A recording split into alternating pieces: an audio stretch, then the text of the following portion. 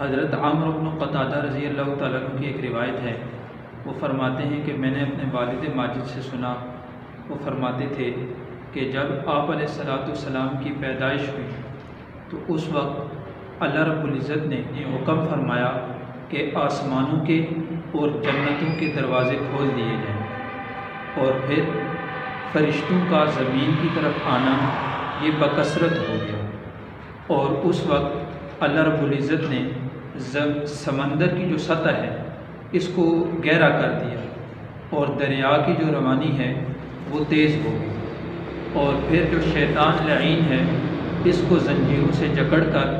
اس کو دریاؤں میں ڈال دیا گیا، اور شیطان کے جو سرکش شیاطین ہیں اور جو سرکش جنات ہیں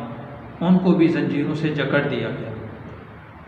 اور جس سال آپ علیہ السلام کی ولادت ہوئی اس سال اللہ رب العزت نے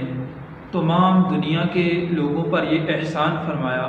کہ اس سال جتنے بھی عورتوں کے ہاں اولاد ہوئی سب کے ہاں نرینہ اولاد ہوئی، بچے پیدا ہوئے، کوئی بچی نہیں ہے، اور اس سال آپ علیہ السلام کی برکت سے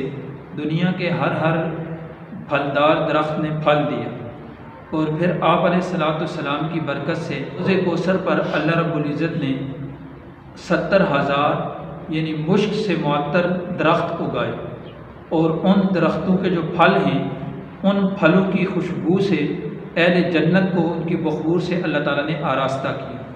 اور اس سال جب آپ علیہ السلام پیدا ہوئے اس وقت جو بت تھے وہ بت اوندے منہ گر گئے، تو ایسا آپ علیہ السلام کی تشریف آوری کے وقت اللہ رب العزت نے اس دنیا کو آراستہ کیا۔